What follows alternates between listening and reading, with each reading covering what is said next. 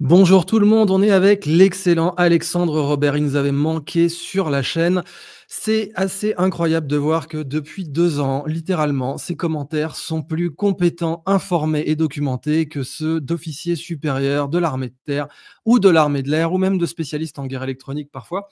Je ne jette pas des fleurs comme ça, c'est juste que aujourd'hui, la compétence d'une personne, elle se mesure au temps qu'elle investit, au temps et à l'attention qu'elle investit dans son sujet. Et là, je vais vous le répéter, personne dans la sphère anglophone comme francophone n'investit autant de temps et d'attention qu'Alexandre Robert de la chaîne History Legends pour éplucher les canaux Telegram un par un, pour aller vérifier les vidéos qui sont postées, etc. Vous avez bien sûr l'excellent Defense Politics, AGA, je vous le recommande, mais pour les synthèses généralisées, Alexandre Robert, c'est vraiment l'étalon or. Il a permis comme ça de débunker tout un tas de conneries qui circulaient comme d'habitude, hein. Je vous rappelle tout de même que les Russes volent des puces sur les machines à laver, font des vagues humaines, on les a toujours pas vues, et que les Ukrainiens devaient bien sûr défiler sur la place rouge. C'était prévu, en tout cas, des gens comme Michel Goya nous sortaient des choses assez comparables. Bon, dans la vraie vie, on va commencer sur une des nouvelles désinformations qu'il a débunkées sur sa chaîne, à savoir les Russes n'ont plus de chars. On ne sait pas pourquoi, on ne sait pas comment. Ils ont des usines et tout. Bon, alors évidemment, on rappelle que durant Stalingrad, c'était pas une blague. Ils fabriquaient les tanks et ils les envoyaient au combat juste sortis d'usine 100 mètres plus loin. Ça, c'est le côté légendaire qu'on va retrouver dans Command and Conquer Alerte Rouge, où l'usine d'armement, elle est sur le champ de bataille. Quelque chose que je trouvais pas tout à fait bizarre quand j'étais petit, mais dont j'ai compris après qu'il avait une légère base historique. Bon, la propagande continue, quoi, on va pas vous le cacher. Mais comme d'hab, vous avez deepstatemap.live qui, des fois, doit reconnaître quand une ville est à deux doigts de tomber. Et dans sa dernière vidéo, que je vous recommande évidemment, Alexandre nous parle de l'encerclement presque imminent, bon, imminent dans le tempo de l'Ukraine, c'est-à-dire un mois et demi, de la ville de Pokrovsk. Alexandre, ravi de t'avoir à nouveau sur la chaîne pour cette vidéo qu'on va monter, faire les inserts avec toutes les données, puisqu'après tout, si tu traques la soupière pour aller chercher les infos, c'est pas pour qu'on les passe à l'as. Et je te remercie donc vraiment. Est-ce que c'est la situation à Pokrovsk dont tu penses qu'elle mérite qu'on en parle dès le début sur la guerre en Ukraine? Tout d'abord, bonjour à tous, bonjour du Canada. Merci Idriss de me recevoir. Et oui, la bataille de Pokrovsk, c'est vraiment le point culminant de cette bataille pour l'oblast de Donetsk, qui, on le rappelle, est un des objectifs politiques pour Moscou. Le deuxième Mmh. étant l'oblast de Luhansk, qui fait partie de ces républiques séparatistes qui ont commencé cette guerre, en fait. Les Russes maintenant ont décidé de prendre tout le Donbass. L'oblast de Louhansk est à 99 pris et maintenant le gros de la bataille se passe dans l'oblast de Donetsk qui est à 70 conquis par les Russes. Donc cette dernière année, ils ont vraiment fait d'énormes gains territoriaux dans le sud de l'oblast et maintenant que c'est fait, la bataille de Pokrovsk commence et ils vont monter vers le nord. Et donc peut-être, on va voir cette année, mais probablement l'année prochaine, la chute de l'oblast de Donetsk aux mains des Russes. Donc de tout l'oblast. Ce que l'on voit là, quand on se réfère à la carte deepstatemap, point live, c'est que les Russes en ont l'air de ne plus avoir quoi que ce soit à foutre des contre-attaques. Enfin, ils multiplient les saillants. Or, normalement, les saillants, c'est quand même très dangereux. On se rappelle, Mmh. pendant la bataille de Kursk, pendant la Deuxième Guerre mondiale, que c'était justement la formation de ce saillant qui les avait rendus vulnérables. Ça leur avait coûté cher, même s'ils avaient gagné. Là, les Russes ont des saillants sur quasiment tout le front. Depuis le début de la guerre, c'était jamais arrivé à ce point qu'il y ait des saillants sur toute la longueur du front en Ukraine, ce qui leur permet de menacer les villes comme ils le veulent, mais ce qui les rend aussi vulnérables à une contre-attaque. Est-ce que ça veut dire, selon toi, qui encore une fois épluche tous les canaux Telegram, qu'en fait, ça y est, les Russes ne croient pas à la possibilité d'une contre-attaque ukrainienne? C'est plutôt que les Ukrainiens ont changé de mode opératoire. C'est-à-dire que Mmh. jusqu'à la campagne de Kursk de l'été dernier, les Ukrainiens pensaient pouvoir récupérer, amasser leurs réserves pour faire une attaque, c'est-à-dire leurs réserves de blindés, de troupes, pour faire une attaque contre les Russes. Mmh. Ça n'a pas marché. Et donc l'idée maintenant, c'est plutôt de préserver leurs forces, de reculer. Donc c'est très intéressant, on voit que les Russes avancent de plus en plus comparé à l'année dernière, par exemple. Je vous donne quelques chiffres, à partir de janvier. Donc en janvier, 325 km², février 192, mars 133, avril 177, mai 449, juin, 556 km² et à la mi-juillet, on est déjà à 400 km². Donc, les Russes avancent de plus en plus vite. Est-ce que c'est parce que les Russes sont de plus en plus forts? Possible, mais c'est aussi parce que les Ukrainiens lâchent du terrain. C'est-à-dire Mmh. qu'avant, la tactique ukrainienne, c'était de se battre pour chaque tranchée coûte que coûte. Contre-attaque, contre-attaque, on tenait les positions, on recule pas. Maintenant, le front s'est tellement élargi et les Ukrainiens n'ont tout simplement plus assez de troupes pour tenir toutes les positions. Les Ukrainiens mettent des troupes dans des tranchées, ils attendent l'assaut des Russes. On utilise la puissance de feu ukrainienne, notamment en drone, pour infliger des pertes à l'attaquant. Et une fois que les troupes arrivent proches des positions, les Ukrainiens reculent et Mmh. bombardent la position que les Russes viennent de prendre. Et on recommence comme ça. C'est pour ça que les Russes arrivent à avancer de plusieurs kilomètres chaque jour, surtout dans cette partie du front de Donetsk. Par contre, il y a des endroits du front où les Russes ne bougent pas, où le front est figé. Mmh. Comme à Zaporijia pour l'instant. Mais, Zaporijia, Siversk, le saillant de Siversk, qui est d'ailleurs un saillant ukrainien, mais que les Russes n'ont pas pu capturer depuis 3 ans. Depuis 3 ans, ce saillant est là. et ils Heu, essayent? Ou c'est vraiment une cible pour eux, le saillant de Siv? ils Ouais. essayent, c'est-à-dire qu'ils testent, mais ça Mmh. marche pas. Donc Ouais. le commandant ukrainien de cette zone gère bien son dispositif. Le saillant risque un jour d'éclater, de s'effondre, mais pour l'instant, les Russes doivent placer beaucoup de troupes alentour. D'ailleurs, ils ont placé beaucoup de troupes des miliciens du Donbass, donc de Louhansk notamment, pour garder ce front un peu figé. Et il y a eu plein de problèmes avec ces miliciens en termes de corruption, de soldats qui devaient les commandants forçaient leurs soldats à payer pour ne pas être envoyés à l'assaut. Bref, des histoires comme ça. Les commandants ont été punis par la suite, mais bon, pendant de nombreux mois, il y a eu des problèmes comme ça. Ouais, clairement, les miliciens du Donbass, c'est pas ce qu'on utilise pour monter à l'assaut, quoi. Donc c'est simplement Bah, pour de la défense. certains oui, certains non. C'est-à-dire que Mmh. certains miliciens du Donbass sont de très bonnes troupes. Ce sont eux qui ont pris Avdiivka presque tout seuls. Mmh. Hein, là, donc non, les troupes du Donbass ont une expérience de guerre qui est importante, mais le problème, c'est que certaines unités sont mal gérées, tout comme dans n'importe quelle armée, dépendamment de ton commandant, la gestion va être, gérée différemment, disons. Mmh mh. Alors ce que tu relevais bien sûr aussi dans ta dernière excellente vidéo, bah, c'était toujours cette désinformation assez permanente, notamment sur les désertions, sur les motivations. En France, on nous avait fait une campagne médiatique Mmh. gigantesque sur la brigade Anne de Kiev, dont tu as rappelé qu'elle a déserté, quasiment instantanément à peine arrivée sur le front. On avait plus de 30 des effectifs qui étaient déjà, portés disparus. Et là, tu relèves également que les taux de perte peuvent monter à 40 côté ukrainien sur certaines zones qui sont, rendues à utiliser du conscrit très peu entraîné, qui n'ont pas fait la totalité de leur entraînement et qui sont envoyés directement dans la zone la plus chaude du front actuellement, Pokrovsk. Après, la question de la brigade Anne de Kiev, c'est un problème généralisé dans toutes les unités ukrainiennes. C'est-à-dire Oui, c'est qu'il pas y que a la un haut France. pardon? C'est pas que la France, tu veux dire? Oui, c'est-à-dire que les Français avaient une très bonne idée et les Mmh. Ukrainiens l'ont sabotée. C'est-à-dire que les Français Dis-nous en se sont plus. pardon? Dis-nous en plus, s'il te plaît.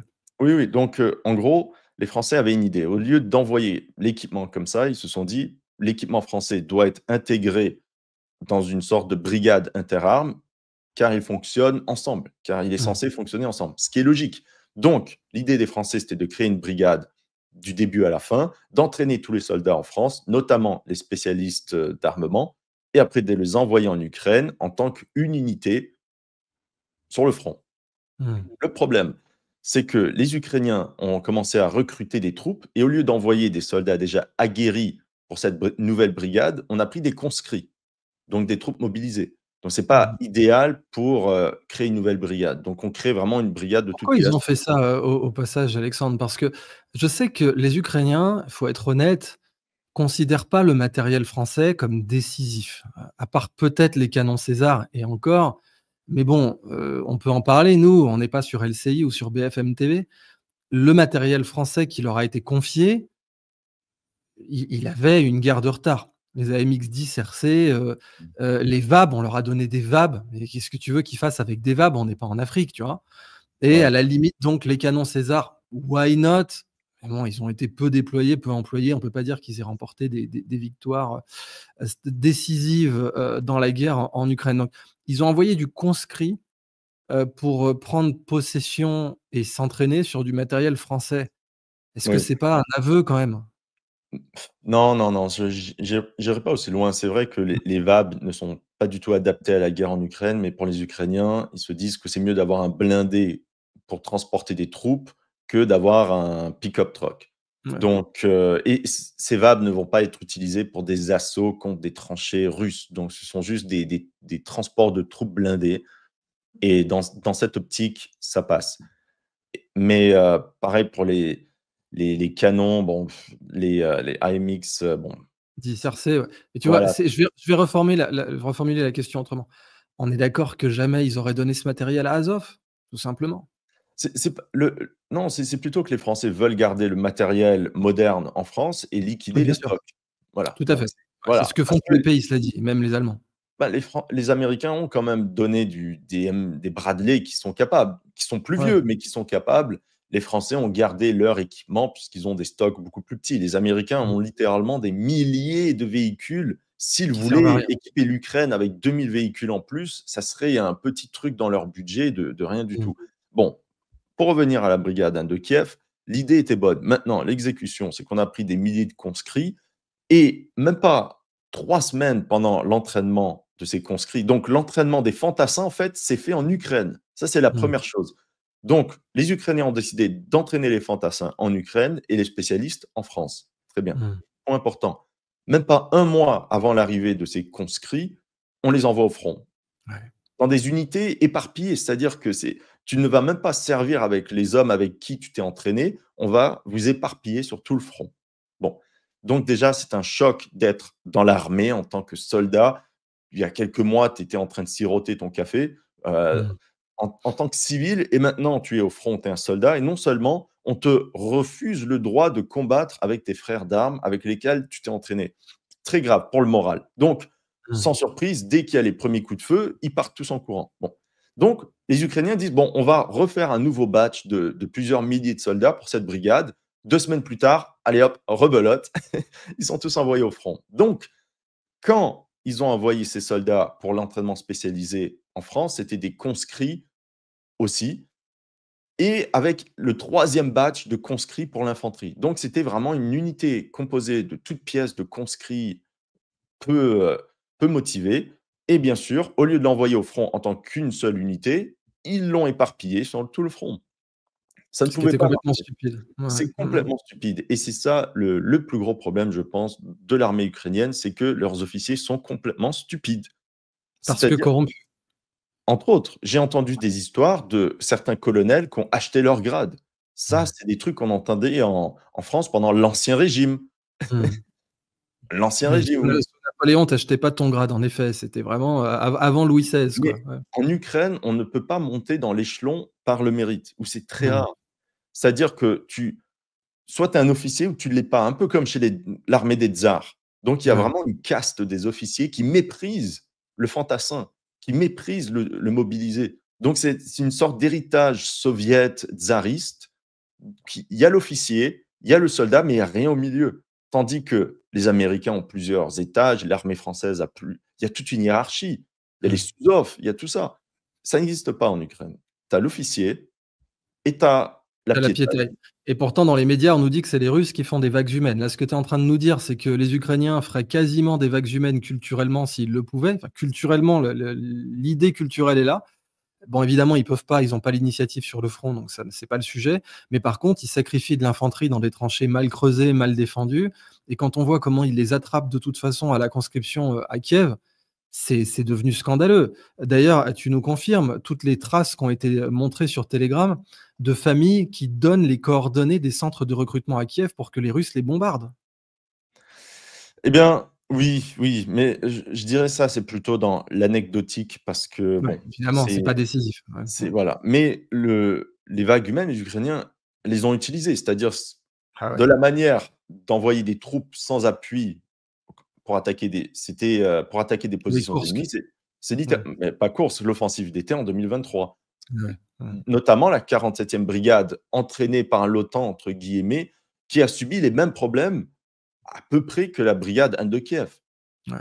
Donc, plein de mobilisés Donc ils n'ont et pas voilà. appris, tu veux dire? Ils auraient dû apprendre de cette expérience et ils n'ont pas appris quand ils ont fait Anne de Kiev, parce qu'Anne de Kiev, c'était 18 mois plus tard. Ils auraient dû normalement faire Bah, le un problème de retour la d'expérience. 47e le problème de la 47e et le fondateur de cette unité s'est plaint. J'ai regardé 9 heures de ses vidéos sur YouTube en ukrainien avec les sous-titres. C'était un Mmh. peu pénible, mais ça va. Il explique tout pour résumer en 3 phrases.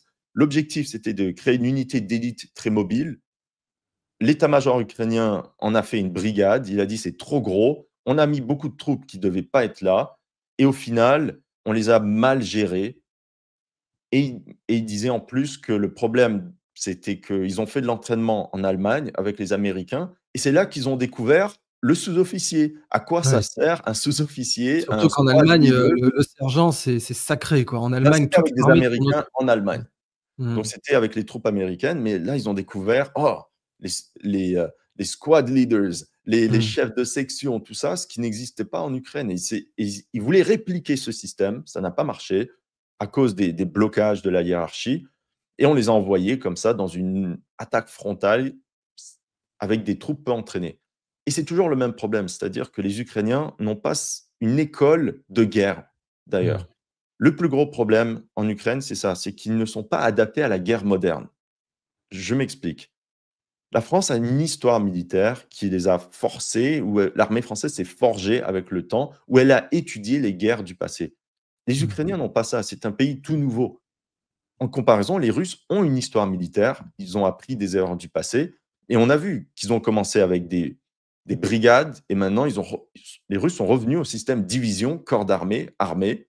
Bon, c'est Est-ce que c'est pas lié d'ailleurs à leur rythme de progression? Parce que revenir au système divisionnaire, ça veut quand même dire que tu reconnais que sur le front, tu vas mener des opérations plus grandes? non, c'est juste une question de pour déléguer les tâches Mmh. aux officiers sur le terrain, car on leur fait confiance. Ouais. La plupart des percées de l'armée russe ont été faites par des commandants de brigades, des commandants de régiments qui ont vu une faille dans le système. Ils ont exploité cette brèche, le front ukrainien s'est écroulé et tout de suite la division est intervenue pour envoyer des réserves. Mais ça, il fallait le faire dans l'heure, dans les 24 heures pour vraiment casser le front ukrainien. Et ça, les Russes sont très capables de le faire. Ils l'ont fait d'ailleurs. La situation à Pokrovsk en ce moment, c'est parce que le front dans un village qui s'appelle Tarasivka a explosé. Les 2 Mmh. brigades ukrainiennes qui étaient là ont explosé. Et on peut être sûr que les Russes ont attaqué à la jonction des 2 brigades.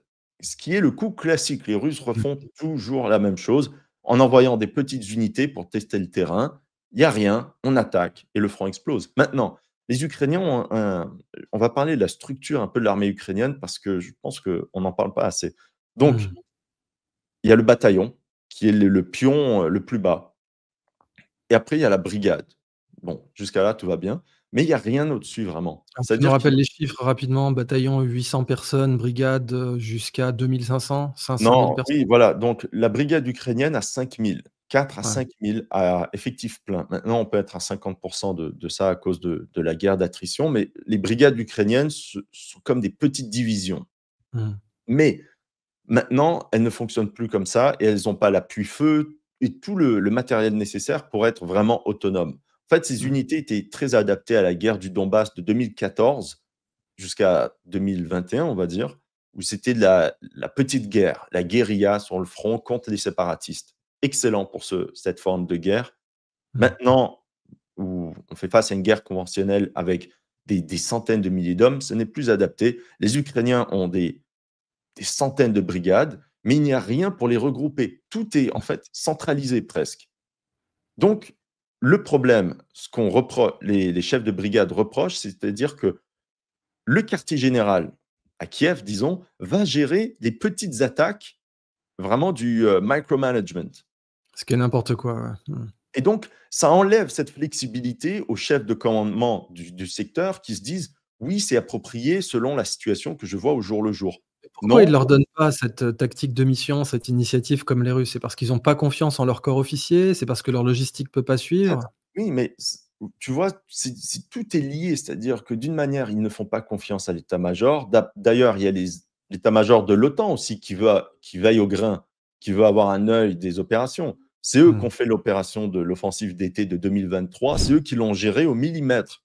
Ils se sont plantés. D'ailleurs, ce sont les Anglais et les Américains. Ils se sont complètement plantés et quand ça n'a pas marché, ils ont dit: «Non, c'est la faute des Ukrainiens». Ouais, bien sûr, ouais.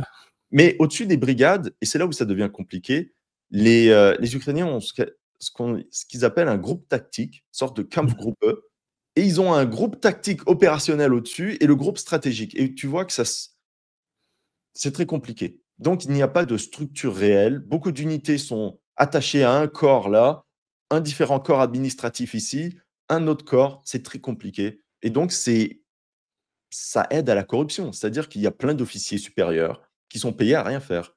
Ouais. Donc, les Ukrainiens ont décidé finalement, après 3 ans de guerre, de former des corps d'armée. Des corps d'armée. C'est trop tard, ouais. Bah, trop tard, oui, c'est beaucoup trop tard. On peut dire, c'est mieux tard que jamais, mais oui, en effet, ils auraient dû le faire avant 2000 l'offensive Parce que d'été. maintenant, ils ont plus du tout on sait qu'ils ont plus d'humains. Enfin, on sait que leur Ben, en problème fait, principal, c'est très intéressant. Les pertes, parlons des pertes. Donc, aux dernières nouvelles, là, je regarde mon document parce que j'ai des petits chiffres, à vous donner. Comme ça, vous avez pas besoin de regarder, mais je vous donne les sources quand même. Donc, pour les pertes russes, on a Mediazona qui fait un travail quand même potable. Sur Mediazona, j'ai regardé, c'était 116 000 Russes tués au combat. Mais j'en avais fait une critique, j'ai regardé la source de Mediazona, dont personne ne parle. D'où ils sortent ces chiffres? Donc, c'est une page où il y a des employés de la compagnie Mediazona qui vont chercher dans les, réseaux sociaux russes, Telegram, VK, pour Mmh. des annonces de soldats tués au front, et c'est comme ça qu'ils font. Mais pendant ma recherche pour la bataille de Koursk, pour voir le taux de perte, bah, je me suis rendu compte qu'il y avait un problème dans ces fiches parce qu'il y avait beaucoup de doublons. Des fois, le même soldat revenait 3 fois. Parce qu'en fait, on prenait son nom sur Telegram, mais on le reprenait sur VK et dans l'annonce de mort dans son village d'origine. Mmh. Donc le même soldat était compté 3 fois comme tué. Donc ça, je l'ai vu dans 10 des cas. Donc on pourrait enlever 10 000 tués chez les Russes qui sont pas vraiment tués. Mais pour compliquer la chose, Mediazona ne compte que les pertes russes du territoire de la Fédération de Russie, ne Oui. compte pas les miliciens du Donbass, Mmh. qui comptaient leurs pertes jusqu'à décembre 2022. Et en décembre 2022, dans cette année 2022, Donetsk a perdu 10 000 hommes tués au combat. C'est énorme. Et après, ils ont arrêté de publier les chiffres, ça devenait trop élevé. Luhansk ne l'a jamais fait, mais on peut dire qu'on est à 20 000 à 30 000 miliciens du Donbass au moins tués au front, si ce n'est plus. Donc, si on met tous les chiffres ensemble, on se trouve environ à 140 000 Russes et miliciens du Donbass tués, grosso modo. Maintenant, pour les Ukrainiens, il y a un site qui s'appelle UA Losses, qui fait à peu près le même travail, mais d'une manière un peu mieux que Mediazona, puisqu'on voit vraiment chaque soldat avec sa photo. C'est un travail un peu plus propre en termes de sources. Et là, on parle de 145 000 soldats ukrainiens tués ou disparus. Bon, disparus, c'est un euphémisme chez les Ukrainiens pour Mmh. dire tués depuis 2022. Donc, on se retrouve à un ratio d'environ 1 pour 1. Mais bien sûr, les disparus pourraient être plus élevés, du côté ukrainien, mais dans le meilleur des cas pour l'Ukraine. Tout ça pour dire que dans le meilleur des cas pour l'Ukraine, on est à un ratio de 1 pour 1. Ce qui est désastreux pour l'Ukraine qui a beaucoup moins de troupes que les Ouais. Russes. Et ça, c'est dans le meilleur des cas pour l'Ukraine. Donc on est loin de ces discussions de plateau, du Oui, café du où les commerce. Russes ont besoin de 10 hommes à des pertes. C'est toujours: «Oui, c'est Oui, oui. tombé, Ah, mais moi, ce ils qui me perdent». fait rire sur, LCI, c'est quand qu'on disait: «Oui, les Russes perdent 3 fois plus parce qu'ils sont l'attaquant». Très bien, mais quand c'était les Ukrainiens qui attaquaient, là, c'est le contraire. C'est les Russes qui perdent 3 fois plus quand même. Donc peu importe ce qui se passe, les Russes Mmh. perdent plus de troupes. Non, en vrai, malgré le fait qu'ils soient, en effet, l'attaquant, les Russes bénéficient d'une puissance de feu très supérieure aux Ukrainiens, que les Ukrainiens essaient maintenant de, heu, mitiger avec l'utilisation massive de drones FPV, de drones bombardiers. Mais, d'ailleurs, avant qu'on parle des drones, puisque je pense que, il y a un sujet à explorer, Mediazona est bien aussi parce qu'on peut voir l'origine de l'oblast d'origine des pertes russes en moyenne. Et dans le Mmh. top 10, je vous donne le top 10 du numéro 1 jusqu'au 10. Donc il y a le Bashkortistan, le Tatarstan, il y a la région de Yekaterinbourg, Perm, Tcheliabinsk, la région de Kuban, donc les Cosaques, Moscou, la région de la Bouriatie, Saratov et Irkoutsk en Ouais, Sibérie. donc c'est essentiellement, la Russie centrale après l'Oural, quoi. Sauf pour Moscou Exactement. où là, les salaires sont très élevés. Tu as plein de gens qui sont encouragés à s'engager à Moscou parce qu'ils toucheront beaucoup plus d'argent s'ils voyagent jusqu'à Moscou pour s'engager. Oui, exactement. C'est-à-dire que vraiment, c'est cette région de l'Oural et de la Sibérie qui fournit le Mmh. plus de troupes et c'est normal. Pendant la Deuxième Guerre mondiale, c'était à peu près la même chose. Donc mais Mmh. ce sont aussi les régions les plus pauvres de Russie, donc qui vont attirer le plus de soldats parce qu'en Russie, les soldats sont très bien payés et Mmh. c'est ça qui est la différence. Tu sais, j'avais vu une vidéo, elle est devenue, virale sur les réseaux sociaux malgré le fait que c'était dégueulasse. C'était dégueulasse parce que on c'est une interview et un des spécialistes, soi-disant, sur l'Ukraine parle des conscrits russes et il disait: «Oui, la Russie va s'effondrer, l'armée russe va s'effondrer». Il y a pas de conscription en Russie. Enfin, Non, mais c'est il disait: «La Russie va manquer de conscrits à envoyer au front». Et là, je me suis dit: «Attends, mais les Russes n'utilisent pas de conscrits pour le front». mmh, Et c'est là où je me suis dit: «Ouh là, mais quelqu'un qui ne s'y connaît pas va tomber dans le panneau». Donc les mmh. Russes se basent sur un système très légaliste de volontaires et pour attirer ces volontaires, l'appât du gain, l'argent, oui, c'est vrai. En Ukraine, ce sont des conscrits et le fait qu'on ne parle jamais de conscrits ukrainiens mal entraînés, c'est quand même très triste. Bien sûr, ouais. C'est C'est de la triste même propagande de pour guerre. eux. C'est le Mmh. le problème des Ukrainiens, c'est que leur propagande est trop bonne et trop Mmh. forte. C'est-à-dire que si les occidentaux parlaient un peu plus du sort des conscrits ukrainiens, peut-être que leur sort s'améliorerait, en fait. Mais vu qu'on n'en parle pas, bah, ça reste la même chose. Mmh mh. Ouais, ils sont sous-payés, c'est de la chair à canon, sous-entraînés et ils sont envoyés Ah oui comme et pompiers. pour la chair à canon, on en avait parlé, mais pourquoi en fait les Ukrainiens maltraitent leurs troupes comme ça? Ben, c'est un calcul extrêmement froid, tu vois?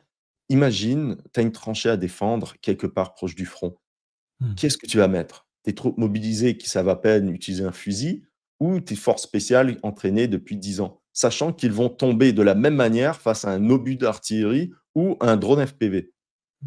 Tu vas mettre si tu as juste des pions à placer sur la carte. Tu veux mettre un père de famille de 47 ans, qui sait à peine tenir une arme, et qui, C'est comme tu ça, le disais. c'est un pion parce qu'ils se disent: «Bon, on va tenir la tranchée, on a besoin de troupes, mais pour absorber la puissance de feu, on va pas mettre nos troupes d'élite dont on a besoin pour les contre-attaques et tout ça». C'est un calcul extrêmement froid. Mmh. Hem, voilà, c'est Puisqu'on extrêmement parlait de dur. propagande dernièrement, donc il nous a été répété que les Russes manquaient de chars, comme je l'ai dit en ouverture de cette vidéo. Toi, tu as montré dans les documentations que tu as produites dans ta dernière vidéo que les Russes ont encore plus protégé leurs chars avec les fameuses Cope KG, c'est comme ça qu'on les appelait au tout Ouais, début ouais. du conflit, quand on pensait que les javelines allaient suffire à arrêter la totalité de l'armée russe et on est passé d'une Wunderwaffen à une autre pendant tout le Mmh. conflit. Là, aujourd'hui, en effet, les Russes ont complètement encadré leurs chars de grille avec en plus des systèmes de camouflage. On voit que leurs chars sont plus du tout faits pour de l'engagement char contre char. Ça a l'air d'être en tout cas ceux qui sont grillés comme ça seraient très, inefficaces en engagement char contre char. Mais par contre, tu as documenté que pour l'un d'entre eux, il a fallu plus de 50 coups de drone pour l'immobiliser. Oui, en effet, c'était 60 et en fait, il a été immobilisé à la base par une mine apparemment. Ce que je viens d'apprendre il y a quelques minutes, par une mine et après 60 drones ont été nécessaires pour percer ce blindage qui a été fait vraiment par j'en parle toujours dans mes vidéos en blague, mais par les miliciens du Donbass, les Les soudeurs. mineurs du Donbass, les Ouais. soudeurs qui ont un Ouais. peu trop de temps libre, et qui vont troller les Ukrainiens avec des nouvelles, inventions. Donc ils ont mis des barres de Ça vient pas métal. vraiment d'eux, ça, au passage? Je sais que c'est plus une blague dans tes vidéos, mais est-ce que ça pourrait pas vraiment venir d'eux, les Cope Cages? Ah Puisque mais je ça pense que ça vient d'eux, je pense, ouais, ça vient d'eux, c'est pas passé par Moscou, quoi. non, non, mais c'est vraiment eux qui s'amusent à Mmh. troller et qui font des nouvelles inventions, pour le fun. Parce que Mmh. ces gars, c'est le métier manuel, pour eux, c'est naturel. Mais donc, au lieu de faire une cage, ils se sont dit parce que l'impact de la cage, une fois que c'est ouvert, bon, ça peut quand même, faire des dégâts. Ils se sont dit: «En fait, on va faire en sorte que le drone ne puisse même pas approcher» et donc ils ont installé des barres de métal de quoi? 30-40 centimètres. Ils en ont installé des milliers autour de ce blindé pour que quand les drones arrivent, ben, ils c'est comme une Ouais, phalange comme un de hérisson. Ouais, ouais, c'est, voilà, comme c'est un hérisson, exactement. Est-ce que c'est efficace? Bon, je pense qu'il y a beaucoup de propagande et de trolls, mais l'objectif de ces chars-là, c'est comme tu as dit, c'est pas pour le combat mmh, char contre char qui est de toute façon extrêmement rare ces mmh. temps-ci. On va juste installer une sorte d'engin pour déminer, je sais pas comment on appelle ça en français, à l'avant. Le char va avancer, il va déminer au passage et tous les véhicules derrière vont suivre cette machine. Ouais, on est vraiment comme pendant la deuxième guerre mondiale, quoi. Les crabes, le Sherman Crab, le Oui, voilà. système de fouet, de chaînes sur le sol pour déminer Voilà. et le Rhino avec, des bricolages faits à l'arrache par des sergents. C'est fou de voir que Ouais, ces ouais. choses invariantes de la guerre, bah, évidemment, sont toujours là aujourd'hui en Ukraine comme elles l'étaient, en Et ce qui est très 39-45. marrant maintenant tu m'en rappelles, c'est qu'au début, les Ukrainiens se moquaient de ces cages que les Ouais, Russes fabriquaient. D'ailleurs, les occidentaux, les médias occidentaux, heu, utilisaient aussi beaucoup de ces blagues, retransmettaient ces blagues, que c'est inutile, que les Russes sont débiles et tout ça. Les moudjiks comme toujours. Eh ouais, bien, maintenant les Ukrainiens font la même chose. ouais, tout à fait. Mmh. Maintenant, tous leurs véhicules ont des sortes de cages, puisqu'il y a tellement de drones maintenant, on se dit: «Bon, si ça tape, au moins ça va sauver, l'équipage à l'intérieur et c'est mieux d'avoir une deuxième couche de protection que rien». Mais c'est Mmh pas mh. fini. Tu te souviens que les Russes avaient utilisé des unités en moto, de Oui. motocyclistes? Bon, au début, on se moquait. Encore une fois, les Ukrainiens et les médias occidentaux: «Oui, c'est parce que les Russes n'ont plus de véhicules Ouais, c'est blindés». comme quand ils disaient qu'ils prenaient des chameaux et cetera. Ça a été dit dans les Oui, oui, médias on français. envoie ses troupes, au hachoir, bon, pareil. J'ai fait une vidéo qui analysait un peu plus en disant que non, en fait, ces motos sont très efficaces et d'ailleurs Mmh. les Ukrainiens ont peur de ces motos puisqu'ils vont tellement vite, les drones n'ont pas le temps de les trouver. C'est-à-dire Mmh. que le commandement russe, on va dire un chef de compagnie ou un chef de bataillon va envoyer 10 hommes à 3 kilomètres en quelques secondes pour établir une position.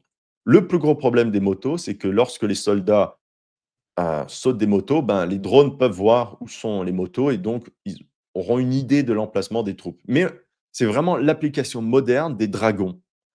Pour C'est ceux qui ça. ont des références historiques, c'est pas la cavalerie en tant que telle, c'est vraiment des dragons, c'est de l'infanterie montée Mmh. sur des motos. Bon, tout le monde se moquait de ça. Les Ukrainiens viennent de créer leur compagnie d'assaut sur moto et bien sûr, il y en aura de plus en plus, Mmh puisque ça mh. marche. Mais c'est toujours la même chose. Pareil pour les attaques des Russes en groupe de 3 à 4 hommes qu'on appelait souvent, oui, vagues humaines. Non, Mmh.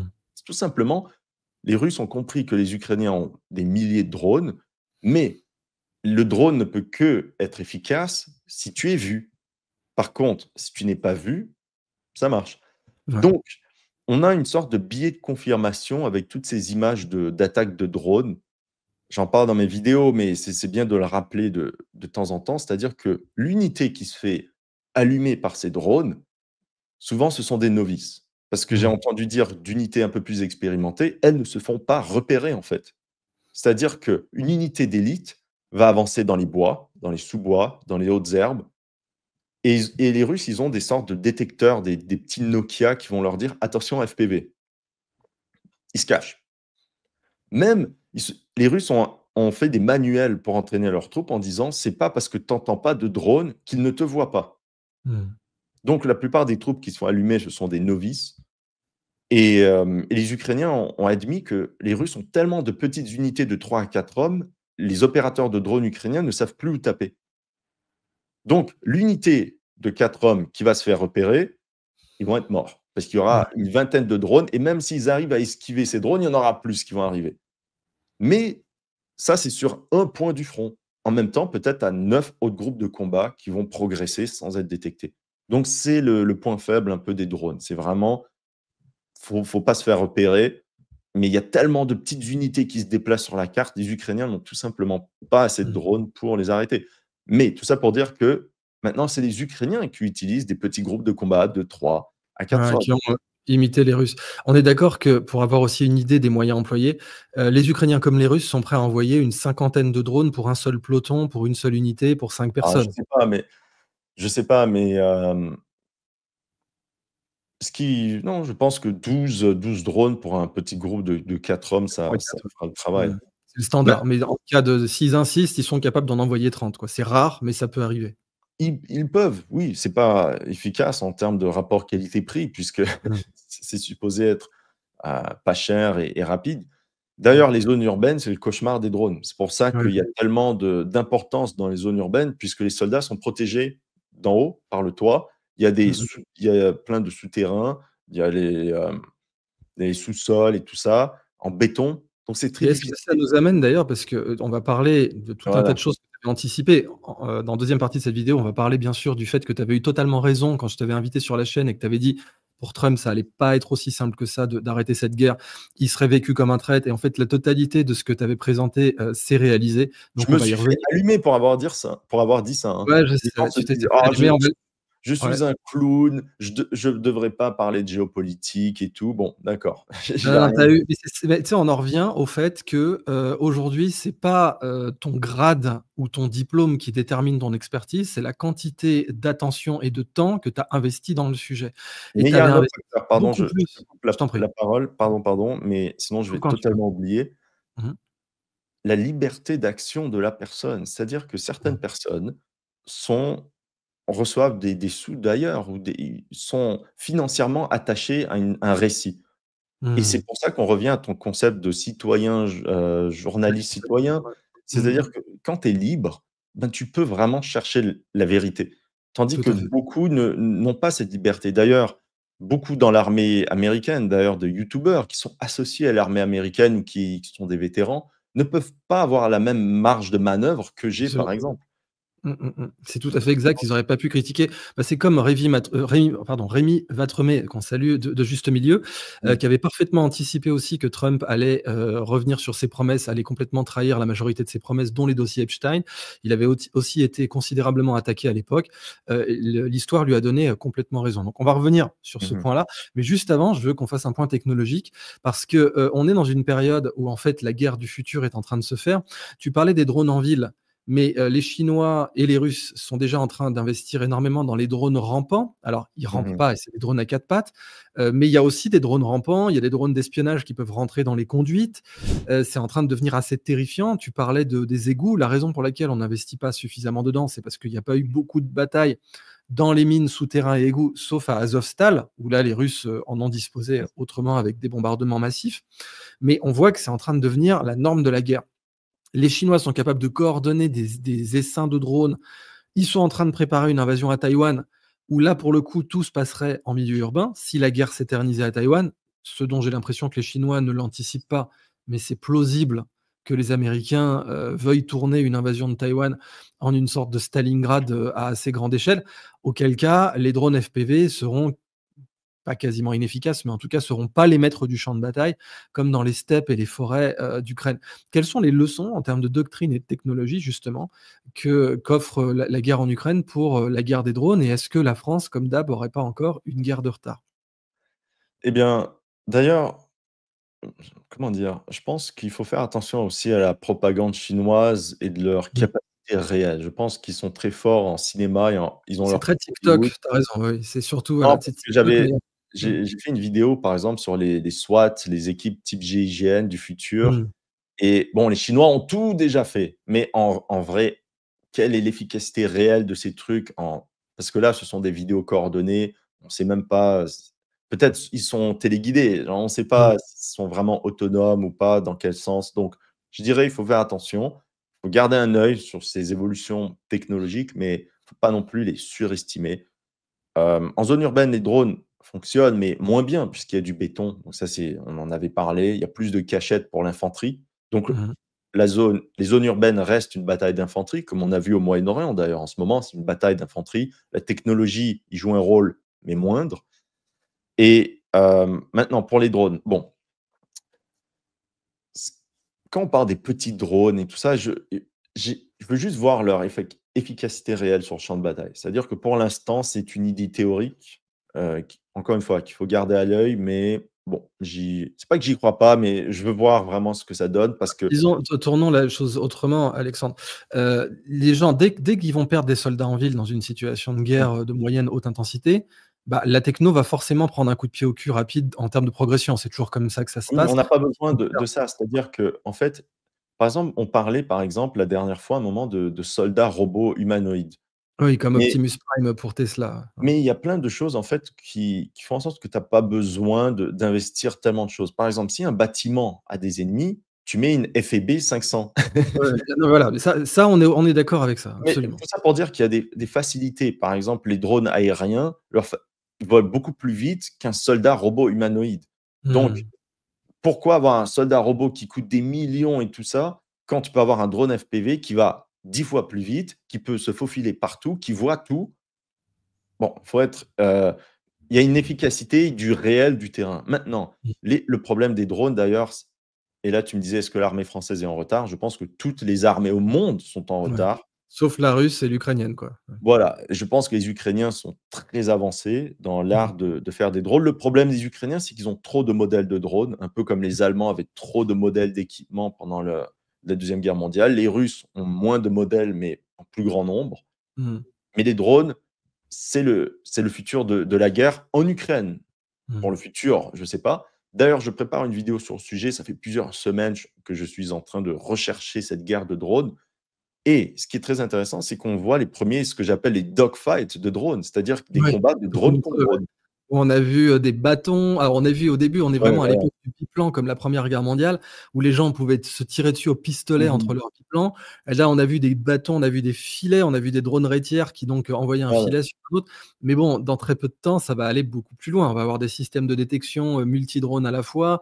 On aura certainement des munitions traçantes, qui seront capables d'aller intercepter un drone. Je pense d'ici une dizaine d'années, les progrès vont être très rapides. Possible, mais en ce qui concerne l'Ukraine, ce qui est très intéressant, c'est qu'avant une attaque russe, maintenant, on doit libérer le ciel. C'est-à-dire que les Ouais. Russes vont faire une attaque massive de drones qui vont détruire les drones ukrainiens qui surveillent la zone. C'est-à-dire qu'on ne peut plus attaquer comme ça sans avoir cette première vague qui va libérer le ciel. C'est Mmh. littéralement la même chose que pendant la Deuxième Guerre mondiale, mais on remplace avions de chasse par drones.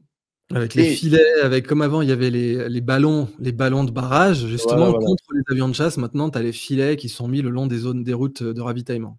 Voilà. Donc, mais c'est aussi une démocratisation, c'est-à-dire que Mmh. avoir des avions de chasse, c'était pas pour tout le monde. Aujourd'hui, n'importe quelle petite armée motivée peut avoir son armée de drones Y compris les et des cartels mexicains, parce que oui, mais les dronistes, mmh. n'importe quel jeune qui joue aux jeux vidéo est un droniste. Mmh. Il a besoin de 2 semaines de formation. S'il N'importe avait quel su, tu vois, quand leur maman leur tapait dessus en leur disant: «Arrête de jouer» et cetera. Non, les dronistes sont payés 5 000 $ par mois, et c'est des gamins qui jouent à la PS4, quoi. mais non, mais c'est triste, mais tu le vois à un moment, j'ai vu des vidéos où tu sais, leur lobe frontal n'est pas complètement développé pour certains et surtout les 18-24 ans et quand je les Mmh. vois, les dronistes, par exemple, ukrainiens dans ce cas-là, mais ça doit être pareil dans les 2 camps, Mmh. célébrer d'avoir touché un ennemi comme si c'était dans un jeu vidéo. Mmh mh, mmh. Ouais, Donc la il conséquentialité était est comme ça, encore bien installée. Mmh. comme Mmh. ça, d'avoir touché sa cible. Bon, aux États-Unis, tu as les jeunes qui savent manipuler des armes à feu à partir de 15 ans. Ben, dans le monde moderne, tu as des jeunes, n'importe qui peut être un droniste. Mmh. Donc bon, ça c'est la réalité. Maintenant, je ne sais pas jusqu'à où ça peut aller, mais c'est sûr qu'aujourd'hui, l'armée française est en retard. Mmh mh. Les Américains aussi sont en retard. Les Américains ont quand même leur propre industrie de drones, donc il faut juste étendre ça. Mais un des derniers manuels que j'ai vu sur les drones, on apprenait aux opérateurs de chars Abrams américains comment viser un drone Ouais, d'accord, oui, au c'est canon. pas crédible, ouais, ouais, ça n'arrivera pas cette situation-là, ouais. Non, non, non, c'est un peu Ouais. ridicule. Donc, je pense que les armées européennes devraient vraiment investir dans les drones, mais surtout, aussi la défense contre les drones. Tu Oui. vois cette attaque, sur les bombardiers russes avec des simples drones presque téléguidés. Bon, encore une Mmh. fois, j'en ai parlé. C'était des drones, en fait, pas autonomes, mais préprogrammés. On avait demandé à des camionneurs russes de s'installer sur des bords d'autoroute à des endroits très spéciaux et par là, les drones sont sortis et ils étaient programmés pour se diriger jusqu'à l'aérodrome et après, c'est là où ils ont utilisé l'intelligence artificielle pour détecter les cibles. Bon, c'est énorme. même si l'attaque n'a peut-être pas détruit toute la flotte de bombardiers russes, pour les moyens utilisés, on se dit que n'importe quel pays pourrait être attaqué comme ça. Demain, Mmh. la France, avec un groupe, on va dire, terroriste, si j'ai le droit de le dire, sinon tu, Non, censures. non, tu peux et non seulement tu peux, mais Un en groupe plus terroriste demain pourrait, s'il est bien organisé, faire une attaque similaire. absolument et on le voit avec la DZ Mafia, par exemple, à Marseille et cetera. Un groupe narco organisé, alors en France, on n'en a pas beaucoup. Bon, tu as la Mocro Mafia dans le Benelux. Tu as la DZ Mafia qui est significativement moins organisée, mais bon, en un sens, tant mieux, hein. Puis le narcotrafic est beaucoup moins organisé en France, mais reste très violent. Mais des gars du niveau des cartels mexicains, par exemple, ou même en Italie, seraient capables de te prendre une préfecture maintenant. Ils pourraient te faire exploser un commissariat, une préfecture, voire même une caserne. Eux, leur métier, c'est la contrebande. Ils te font rentrer dans le pays un conteneur, 2 conteneurs, 3 conteneurs de drones préprogrammés. Ils peuvent te prendre des points clés de l'État et l'État français ou l'État italien sont absolument pas préparés à ça. Tu peux Non, faire, tu ça peut arriver, tu as des scénarios où tu peux avoir une attaque sur l'Élysée. Je veux dire, aujourd'hui, ils ont été capables de contrebander, smuggle, de contrebander des dizaines de conteneurs. Donc ils t'ont fait rentrer illégalement sur un territoire d'un pays en guerre, puis d'un pays extrêmement bien surveillé comme la Russie, des dizaines de conteneurs avec des drones, avec de l'explosif. Tu fais ça en France et tu fous l'Élysée en l'air. Et mais je pense que les pouvoirs publics sont pas du tout préparés à ça. non, ce que j'en avais parlé à quelqu'un, j'ai dit: «Le choc initial sera rude». Si tu veux, on pourra Mmh. en faire une autre émission, parler de ces what if. Je pense que Mmh ça mh. serait intéressant Ça parce qu'il y avait un volontiers. Ouais. oui, oui, je pense que c'est important parce qu'il y avait un livre, qui est sorti il y a quelques mois sur des what if, les pires scénarios, les scénarios noirs de l'armée française ou quelque chose comme ça. Bidon, complètement Mmh. bidon. Mais nous, on pourrait parler des vrais scénarios catastrophes et peut-être d'en parler, ça pourrait faire en sorte que certaines personnes se réveillent. Mais, et voilà, donc on parlait de l'Ukraine. Voilà, non mais ça va avec parce que c'était l'opération Spiderweb. Voilà, Alors, on va, donc se déplacer sur l'aspect stratégique, diplomatique et géopolitique. D'abord, on a le chef d'état-major des armées, le CEMA, monsieur Burkhardt. Je dis bien monsieur parce que ça fait mal à beaucoup de gens en France de dire général, hein. D'autant qu'il est passé 5 étoiles dans des circonstances assez étonnantes parce qu'après, le limogeage du général de Villiers mmh, par Macron, pas beaucoup de généraux français voulaient lui succéder. Et on voit qu'aujourd'hui d'ailleurs, la course aux étoiles en France comme aux États-Unis, hein, c'est entièrement politique. C'est pas du tout toujours méritocratique, été sinon honnêtement, ça a toujours voilà, été. sinon Yakovlev aurait pas fini général. Si c'était le mérite qui voilà, si c'était le mérite militaire qui comptait, bon. Puis quand tu vois la salade de fruits de Burkhardt, donc ces décorations, c'est toujours assez marrant quand tu compares aux décorations d'Eisenhower qui lui a juste gagné une guerre mondiale, tu vois? Bon, il est à 3 lignes de moins. Bon. On est dans cette époque-là du trophée pour la participation et de toutes ces conneries. Et donc, bah, Burkhardt a dit: «Oui, oui, les Russes ont déclaré que la France était Mmh. leur premier ennemi en Europe». Alors, dans la vraie vie, leur premier ennemi en Europe, par définition, c'est l'Ukraine. Leur deuxième, c'est l'Angleterre, c'est le Royaume-Uni, qui est de loin leur ennemi le plus dangereux, en termes de renseignement et qui a contribué d'ailleurs à Spiderweb.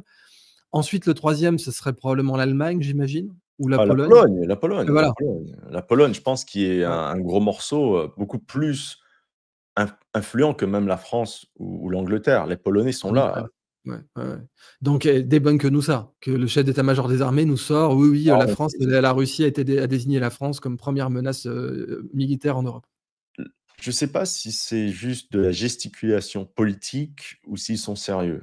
Et Non, donc c'est c'est là où on voit qu'on est proche de la folie. On se dit: «Vous êtes mmh. sérieux ou c'est une blague?» Mmh mh. Donc, après ça peut être la gesticulation comme Trump au début, il disait: «Oui, on va faire ça, mais Ouais, on va pas faire exactement. ça». Donc, il faut pas oublier qu'en tant que chef d'état-major, bon, tu as aussi des obligations politiques. Donc on Ah, te donne 100. C'est un même petit que des papier obligations politiques que tu as. Ouais. un petit papier, bon, tu veux Mmh. garder ton poste, si tu le fais pas, on te remplace, donc tu es obligé de dire ça. Mais je pense qu'ils n'en pensent pas moins. Je pense pas que vraiment honnêtement, je pense pas que la Russie, c'est l'ennemi mortel de la France. Il y en a d'autres, d'ailleurs, Ouais. qu'en France, on ne veut pas en parler. C'est-à-dire que chaque pays a une nation, on va dire, ennemie, Mmh. potentiellement ennemie. Je dis par exemple, l'Espagne et le Maroc. C'est Ouais. Ou historique. la France et l'Allemagne en l'occurrence, et c'est là que ça va fâcher les gens, Peut-être, mais il y a d'autres même. Je pense que c'est pour la France, c'est plutôt axe Méditerranée qui Ah oui, tu risque. veux dire là, les relations avec l'Algérie sont pas très bonnes. Ouais, OK. Mais bon, c'est pas une Ou menace existentielle alors que l'Allemagne a quand même détruit le programme électrique français, si tu veux, Oui, mais EDF, le c'est un nucléaire. compétiteur économique. Donc au jour d'aujourd'hui, je dirais que c'est plutôt la les menaces en ce qui concerne la France sont plutôt ailleurs Mmh. contre Bah, l'Allemagne. je donne ton commentaire là-dessus parce que l'Algérie va recevoir des Sukhoi 57 et là, c'est clair que ça rigole plus. Là, on est sur un des tout meilleurs avions au monde et le Rafale qui est un bon avion est pas du tout au niveau du Sukhoi 57. Je vais pas m'avancer trop dans ce qui est l'aviation, c'est pas trop mon domaine, faudrait que je recherche un peu plus. Je sais que l'Algérie entretient de bonnes relations, militaires avec la Russie, mais tout ça pour dire que la France, ennemie des Russes, c'est pas logique. D'ailleurs, historiquement, quand les Français étaient alliés aux Russes, ça s'est bien passé. Tout à fait, Quand tout ils à fait. étaient ennemis des Russes, ça. Moins. Ouais, Donc, ouais. par exemple, guerre de 7 ans, les Français étaient avec les Russes. Lorsque les Russes ont changé de camp, tout s'est écroulé. Mmh mh. Mais la guerre de 7 ans aurait pu tourner vraiment à la faveur des alliés français, autrichiens et russes. Si les Russes avaient continué la guerre, la Prusse se serait sûrement écroulée. L'histoire aurait été complètement différente. Mmh Donc, mh. l'exemple de la guerre de 7 ans, mais on a la Première Guerre mondiale avec cette alliance franco-russe, qui d'ailleurs était une alliance que beaucoup regardaient avec méfiance à cause de la guerre de Crimée qui a eu lieu quelques décennies avant, je pense. L'alliance a été dans les années 1880 quelque chose, si je me souviens bien. Bon, 30 ans auparavant et bien sûr la deuxième guerre mondiale. Mmh. Donc, se tromper d'ennemi est fatal. C'est ça Mmh. la conclusion. Se tromper d'ennemi est fatal. Les Français, en 40 se sont trompés d'ennemi en mettant les Soviets en tant qu'ennemi principal. Ils ont fait la même chose, c'est-à-dire que l'ennemi, c'est celui qui est au plus loin de la carte, mais pas celui qui est devant notre nez, quoi.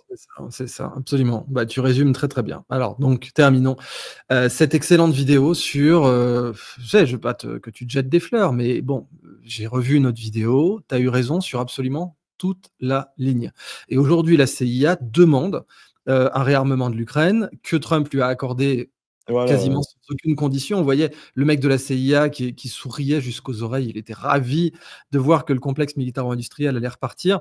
Vraiment là, Trump a plus aucune marge de manœuvre. Alors, je voudrais ton opinion sur est-ce qu'il en avait? Est-ce qu'il aurait pu? Est-ce qu'il y a eu une fenêtre pour la paix qu'il a ratée et est-ce qu'il était sincère? Je pense qu'il était sincère, mais c'est juste pas possible et ça montre Ouais. une sorte de naïveté en ce qui concerne la guerre. On voit que. Ou de malhonnêteté politique, de dire: Non, je qu'ils dirais pas malhonnêteté politique. Je pense qu'il voulait vraiment cette paix, mais qu'il était juste trop naïf. C'est-à-dire qu'il pensait vraiment être encore le big boss du il est game et ancien que président quand même, c'est un voilà, ancien mais président c'est à cause respecté. de ça. C'est-à-dire qu'en tant qu'ancien président, il avait un souvenir de tous ces gens-là en disant: «Ah ben, on s'entendait bien à l'époque, bah, je suis de retour, je suis le king, tout le monde m'écoute». Non, en fait, non. Les 4 années où Trump est parti, le monde a changé énormément dans ces 4 dernières années. Trump revient, le monde a changé. Mmh. L'équilibre a changé. Les Russes, je l'ai dit tellement de fois, les Russes ne peuvent pas arrêter la guerre tant qu'ils n'ont pas au moins pris le Donbass. Ouais. C'est le minimum de leur but de guerre. C'est-à-dire que si les Russes arrêtaient là, maintenant, ils ont perdu. Aux Ouais, ils yeux ont du peuple russe, ils ont perdu. Les Russes vont se tourner vers le gouvernement et se dire: c'est «Pourquoi ça, tu tu es sais ça, ils mort?» ont surtout après Koursk en plus, après Mais après la tout, tentative, c'est-à-dire voilà, le à l'incursion sur le territoire russe, ils vont dire: «Ça, va falloir le payer très cher». Ils veulent mais au moins soumis. disons qu'ils ont repris Koursk. Mais ce que je Ouais. veux dire, c'est que les gens vont se dire: «Mais tout ça pour ça? Pour des champs Mmh. de patates?» En plus, Bah, ils ont récupéré des mines de lithium et de terres rares quand même. Il y a oui, mais tu comprends, je dramatise un peu, mais c'est-à-dire que, ouais. ces mines-là ne valaient pas des centaines de milliers de morts et d'estropiés. Bon, Mmh. donc voilà. Maintenant, donc le but de guerre numéro un, c'est le Donbass. Maintenant, Mmh. à voir si les Russes vont continuer au-delà ou non. Je pense que oui, puisqu'il y a une. Zaporijia, tu penses? Beaucoup Ah bah, disent. je pense qu'une fois que le Donbass est pris, Zaporijia, ce serait, une cible. Par contre, les Russes, leur tactique, en résumé pour nos auditeurs, leur tactique est très simple. C'est-à-dire qu'en 2022, ils avaient une liste de demandes qui était assez convenable pour l'époque. C'est-à-dire donner l'autonomie aux oblasts séparatistes et on ne Absolument, parle ouais. pas de tout l'oblast, mais juste de la partie contrôlée par les séparatistes Ça aurait été et une vraie victoire pour l'Ukraine au passage, on le souligne pas assez, mais oui, ça aurait oui. été l'Ukraine, le meilleur intérêt diplomatique de l'Ukraine, dont la France était garant, aurait été de signer ça. Parce que là, leur perte en hommes, en économie, en Ouais, liberté publique, c'était même, je vais oublier Vitali Klitschko qui continue à dénoncer la fin de la démocratie en Ukraine, qui avait réussi tant bien que mal, malgré sa corruption et son post-soviétisme, à mettre en place une démocratie plus ou moins fonctionnelle. Là, Vitali Klitschko, qui pourtant est un corrompu de première classe, est scandalisé lui aussi. Donc, enfin, les pertes sont ouais. à tous les niveaux. Oui, ben, c'est ça et il y avait aussi la Crimée. Maintenant les Russes ont tenté cette opération pour forcer la main aux Ukrainiens. Bon, l'opération russe n'a pas totalement marché, mais pour les ancrer dans cette guerre, le gouvernement russe a annexé 4 oblasts. C'est-à-dire Mmh. qu'aujourd'hui, cette carte de la Russie inclut ces 4 oblasts. Si Ouais. les Russes n'ont pas ces territoires, c'est comme si la Russie avait donné ça à l'Ukraine. C'est absolument. Ouais, ouais, et tu as Bon, raison que le peuple russe le verrait comme ça en plus. oui, non, mais c'est comme ça qu'on leur a vendu aussi. Bon, Mmh mh. donc ça, c'est les demandes des Russes aujourd'hui. C'est pour ça que les Russes disent: «Oui, Trump, tu veux arrêter la guerre? Pas de problème, donne-nous les 4 oblasts». Mais Ouais, bien dis sûr, aux Ukrainiens d'arrêter les conneries. Mais c'est pourquoi comme Trump si peut là pas le faire? c'est Pourquoi non, mais même c'est comme maintenant il si peut on est pas en arrêter? 1917 et il y a les Mmh. Américains qui viennent aux Français et leur dit: «Bon, coupez juste le nord-est, donnez Ouais. aux Allemands Bah, là». tu sais qu'on était à 2 doigts en 44, hein, avec, une Wallonie, avec, le une partie de l'île en plus c'était la région de De Gaulle, donc il aurait jamais pu accepter. Mais on était à 2 doigts de ça. Mais Donc, ce que je veux dire, c'est que personne n'a accepté. Ça s'est pas fait parce que c'est juste inacceptable. mmh. Donc Oui, mais les sauf que Ukrainiens les Américains peuvent leur couper l'approvisionnement en armes quand ils veulent. oui et alors? Les Ukrainiens vont continuer, c'est-à-dire que Mais mais la s'ils ont plus de différence, c'est qu'ils vont renseignements, s'ils ont blâmer plus leur défaite sur les Américains. c'est vrai, C'est-à-dire mais que s'ils ont plus de renseignements, s'ils ont plus Starlink, s'ils ont plus de matos, ils peuvent pas continuer. L'Europe est absolument pas capable de leur fournir. bien, il y a des alternatives européennes, quoique, peut-être pas aussi efficaces que celles des Américains, puisque les Américains ont un commandement central, c'est un peu plus efficace à cause des Européens avec toute leur Mmh. administration, c'est un peu un bordel, mais je pense qu'ils ont quand même un équivalent. Les Français ont des satellites aussi qui peuvent voir ce qui se passe. Mais le problème, c'est plutôt une posture stratégique. Je veux pas trop m'éparpiller parce que je veux rester un peu sur l'Ukraine. Mais le problème, c'est que si les Américains lâchent l'Ukraine, et c'était le postulat de base de mon analyse, c'est que qu'est-ce que ça va démontrer aux alliés américains du Pacifique, comme Absolument. Taïwan, le Japon. Donc, Mmh. les Philippines, ce sont des alliés américains, mais s'ils voient que les Américains sont prêts à lâcher en même pas 2 ans. On parle même pas de la guerre du Vietnam où les Américains ont fini par lâcher après 20 ans d'influence. Là, on Mmh. parle après 3 ans et ils jettent l'éponge comme ça. Ouais, Mais c'est ouais. humiliant pour la première puissance mondiale de se faire, bolos comme on dit. Mais Ouais, c'est complètement, ouais, mais ouais. c'est honteux. Donc ils ne pouvaient pas arrêter de soutenir l'Ukraine politiquement. Mmh. Sinon Taïwan, si j'étais taïwanais et je vois ça, je Ouais, tu te signe réunifies à la Chine, l'annexion. dirais absolument, ouais. Direct. Mmh. Je me dis: «Mais pourquoi on va perdre des millions d'hommes?» parce que Mmh. Taïwan et l'Ukraine, je pense qu'ils ont à peu près une population similaire. Similaire, ouais, Taïwan doit être plus peuplé, ça doit être 25-27, je sais plus, on vérifiera.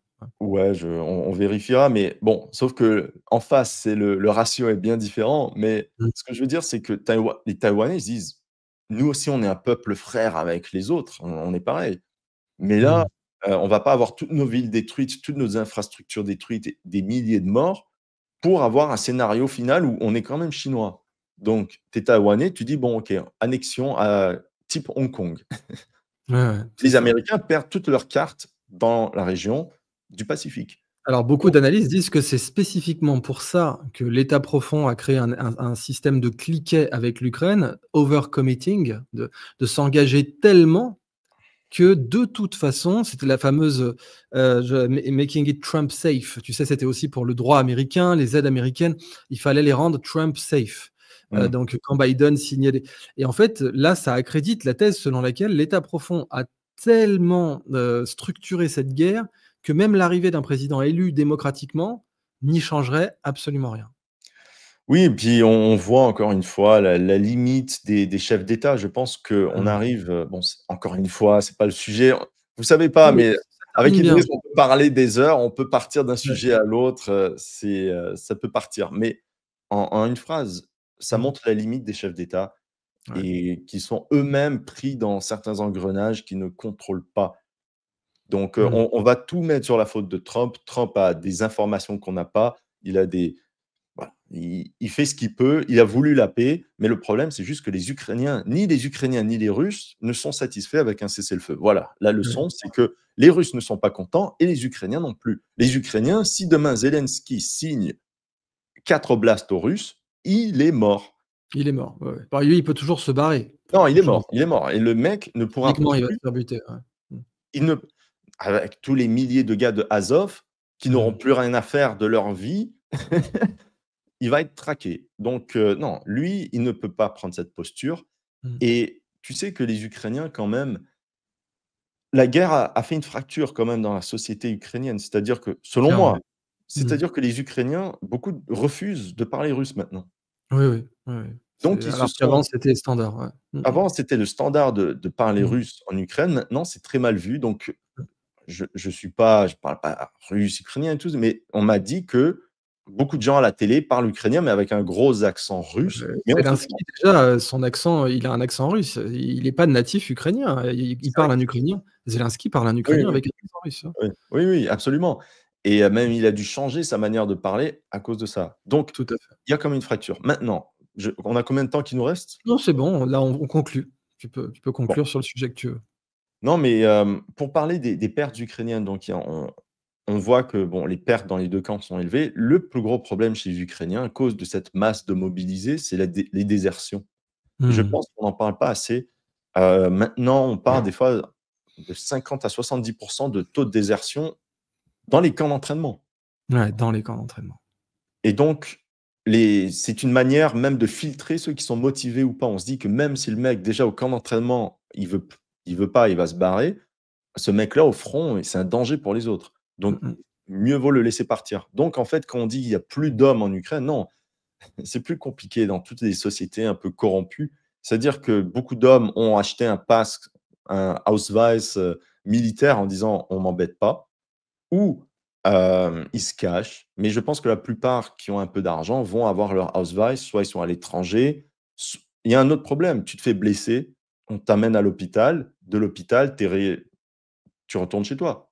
Mmh. Ça, on m'a dit, visuellement, je connais des personnes, bien sûr, au front, ils m'ont dit: «Ça arrive tellement souvent» et donc l'armée ukrainienne qui n'a plus de troupes, encore une fois, on arrive à la même discussion qu'on avait commencé plus tôt, c'est que l'armée ukrainienne n'est pas une armée moderne avec en France, en 14, tu fais ça, tu es au poteau.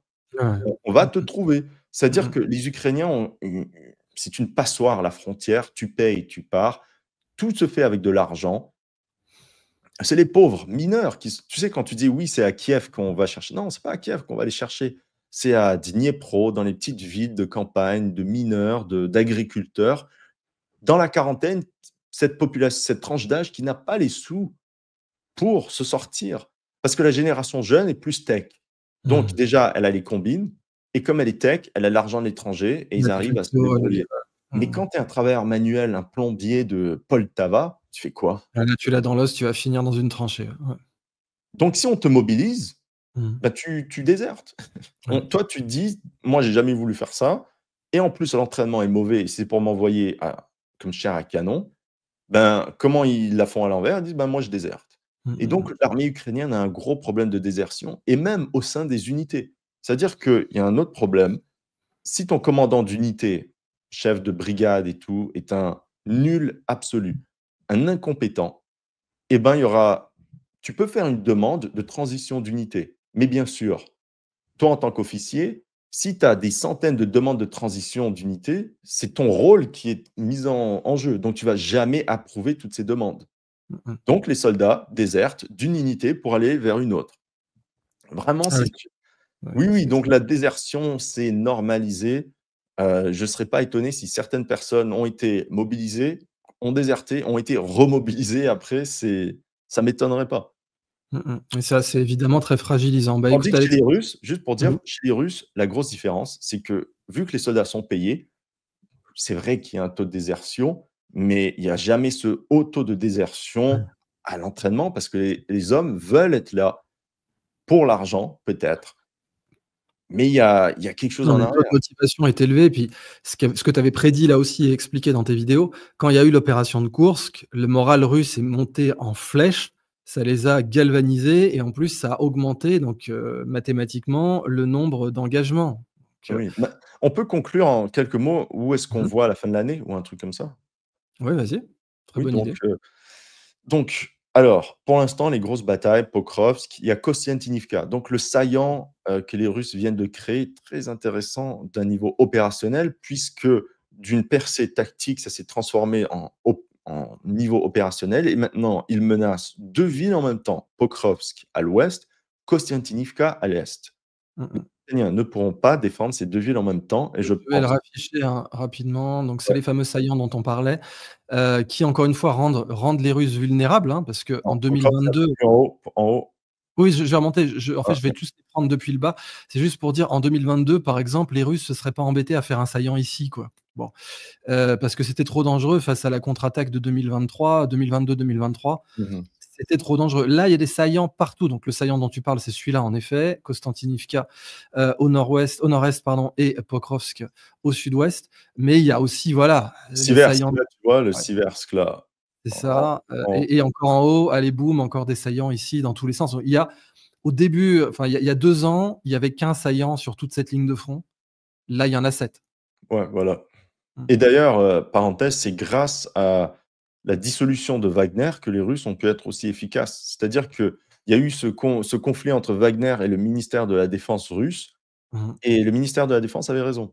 C'est-à-dire Ouais. que Wagner voulait concentrer toutes les meilleures unités dans un corps de bataille d'élite, mais le gouvernement russe a dit: «Non, en fait, on va éparpiller vos unités d'assaut tout le long du front pour améliorer les unités et de relever le niveau de l'armée russe». Ce Mmh mh. qui était d'une manière beaucoup plus logique. C'est vrai que les mercenaires avaient cette idée, il y a nous et eux et on veut pas se Voilà mélanger, mais ça, c'est le contraire de la pensée, d'une armée, ouais. Mmh. et le fait maintenant, chaque régiment russe est capable de prendre des positions ennemies, ce qui n'était pas possible avant. Donc l'armée Mmh. russe a vraiment eu, une amélioration Elle a tandis que les wagnérisé ses effectifs.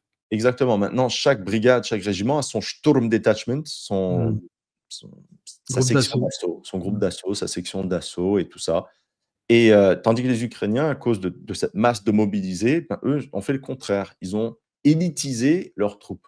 Bon, on Mmh. voit comment ça va finir, on sait à peu près comment ça va finir, mais Pokrovsk, je pense que les Ukrainiens vont abandonner Pokrovsk, je ne sais pas quand, Alors on mais nous entre dira comme d'habitude que c'était pas stratégique, que non, c'était non, pas non, une elles sont juste plus stratégiques quand elles sont perdues, ce qui est ouais, pas faux. ouais, ouais, C'est c'est vrai ça. que si la ville Avant, est elles sont perdue, elle stratégiques, n'est mais plus avant stratégique. alors, d'ailleurs, tu nous expliquais dans ta vidéo que là, deepstatemap.live n'est pas tout à fait comme d'habitude, n'est pas Ouais, ils tout sont à un fait peu en retard, loyal une semaine puisqu'en fait, environ. Radinske a été prise, c'est ça? Ou, Krasny Liman a été prise? Non, non, non, non, Radinske, il y a les premiers éléments russes, mais on ne sait pas trop, mais c'est la z en fait, maintenant la zone grise, donc les zones contestées se sont élargies comparé aux Ouais. dernières années. C'est-à-dire que maintenant le front est beaucoup plus amovible, donc les zones grises se sont étendues. Donc Mmh. les pro-russes vont dire: «Regardez, les Russes avancent», mais des fois, c'est littéralement, on a une preuve d'un groupe de 4 hommes dans un village. Mmh. Ça ne veut pas dire que toute la zone a été sécurisée non plus.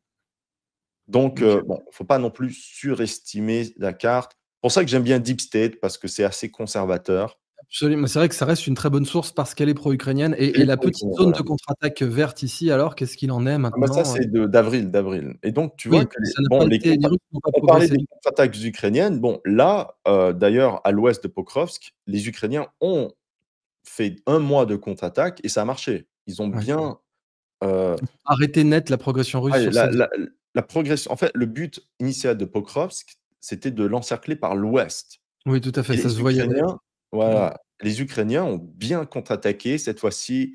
Au lieu de faire une grosse offensive d'été comme ils ont l'habitude, ils ont appris. Donc il y a quand Mmh. même un apprentissage du côté ukrainien de se dire: «Bon, on va lancer des petites unités tactiques, des petites contre-attaques comme, des abeilles, pa pa pa pa pa, Ouais. Mais pour bien» alors, là, il y a un point que je dois te demander, c'est que d'une part, OK, mais ça a forcé les Russes à développer l'encerclement du coup par le nord-est, ce qui oui. leur donne une meilleure position stratégique pour ensuite encercler ou choisir d'attaquer Ouais, Constantinivka, mais c'était pas puisque le ça plan a des renforcé Ukrainiens le parce saillant que central.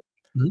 c'était pas le plan des Ukrainiens. C'est-à-dire que les Ukrainiens ont juste fait la bêtise de mettre des unités mal entraînées qui étaient là depuis 6 mois. Donc on va dire, c'est la 157e brigade, donc la brigade sœur d'Anne de Kiev Mmh et mh. la 111e territoriale qui avait été là, positionné là depuis janvier, qui n'avait plus de troupes et au moment de l'attaque russe, tout le monde est parti en courant.